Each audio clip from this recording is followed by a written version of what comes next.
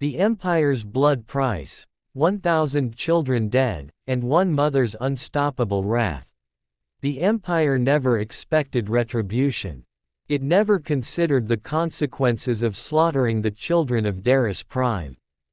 To them, it was just another culling, a warning to the outer colonies that rebellion would not be tolerated. But the moment they set fire to the orphanage domes and lined the streets with the bodies of the innocent, they sealed their fate. Because among the dead were the children of one woman. And she was not just any mother. She was Admiral Celeste Myron of the Human Liberation Armada. The day of the massacre. The attack was sudden. Imperial dreadnoughts descended upon Darius Prime under the pretext of insurrection.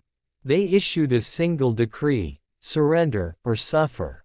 When the colony elders refused to hand over their leaders, the empire executed its punishment. In 1 hour, 1,000 children were dead. By nightfall, the entire colony lay in ruins. Celeste received the transmission 3 hours later, a garbled distress call from a surviving teacher in the children's enclave. It lasted only moments before being cut off by an imperial override. But it was enough. Enough to ignite the wrath of a mother who had spent a lifetime waging war. A mother's war. Celeste was no stranger to battle.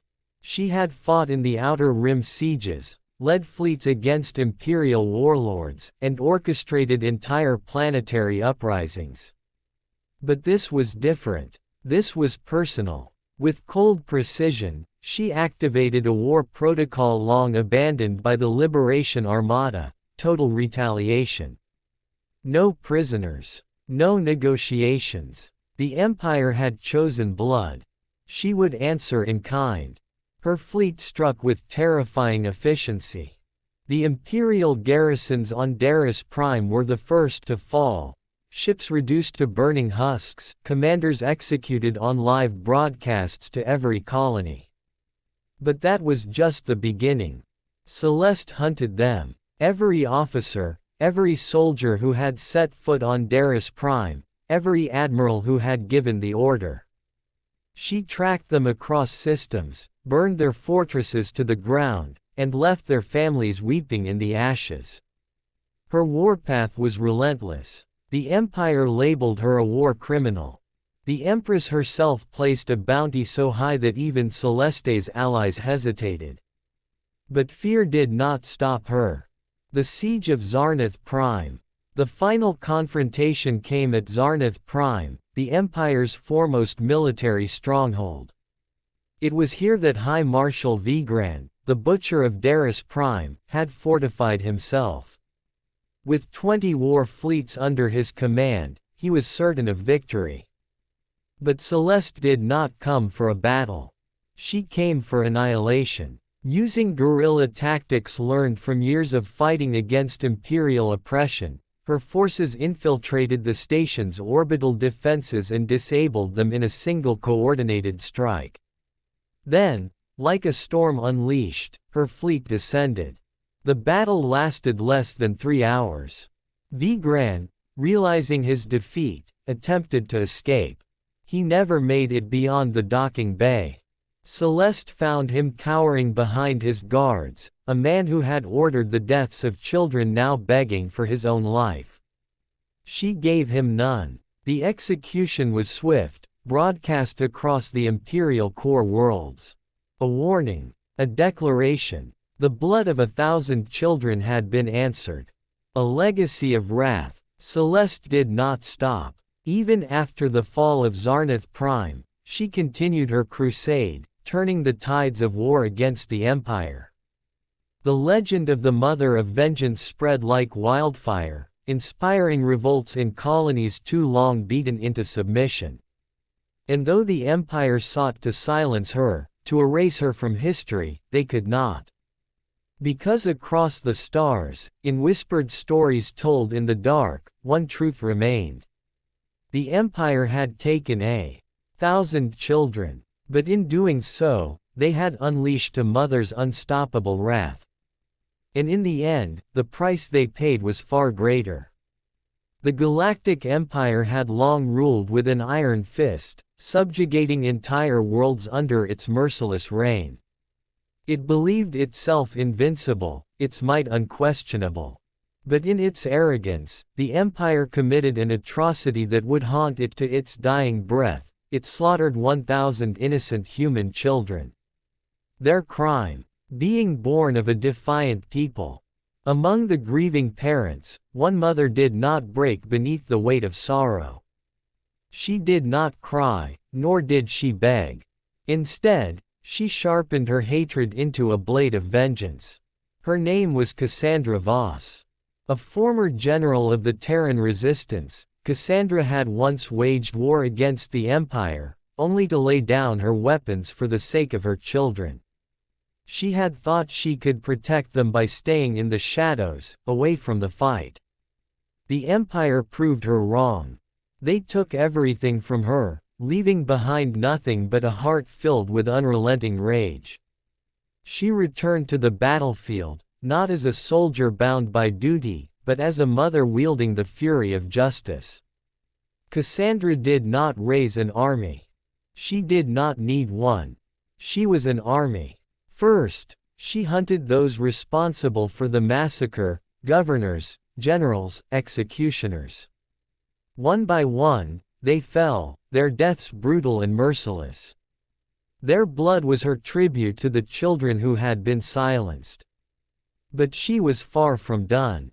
Cassandra struck deep into the Empire's heart, attacking supply lines, destroying weapons factories, and obliterating fleets. With each assault, the legend of the Mother of Wrath grew, whispered in terrified voices among the Empire's ranks. The Emperor himself, a being who had never known fear, soon spoke her name with dread. He sent his elite forces, assassins, and even bounty hunters to end her rampage. None returned. Then, she did the unthinkable, she breached the imperial palace. The capital world, once untouchable, burned under her wrath. Cassandra walked through the grand halls, stepping over the bodies of the fallen, until she reached the throne room. The emperor sat upon his golden throne, his face pale as he beheld the lone woman who had undone his empire piece by piece. He had slaughtered her children without a second thought. Now, he would know what it meant to pay the blood price. She did not grant him a quick death. She made him suffer, as every grieving parent had suffered. Only when his screams had echoed through the ruins of his empire did she finally end his reign. With her vengeance fulfilled, Cassandra did not stay to bask in victory. She vanished, leaving behind a shattered empire and a legacy that would never be forgotten. The Mother of Wrath had come, and the galaxy would forever remember the price of 1,000 innocent lives. The Empire did not see it as an atrocity. They did not see it as a mistake, nor a crime. To them, it was merely strategy. The extermination of the colony on Luthar 9 was a warning, a lesson in submission for humanity. 1,000 human children, silenced in fire and steel, their cries lost to the void. They believed there would be no consequence. They did not account for her. Admiral Serafina Voss had served the United Human Defense Fleet for 2 decades, and in that time, she had forged her name in fire, in battles waged across the stars. She was known for her brilliance, her efficiency, but never for mercy. Yet, even the coldest steel had a core, and at the heart of hers were the children she had left behind on Luthar 9.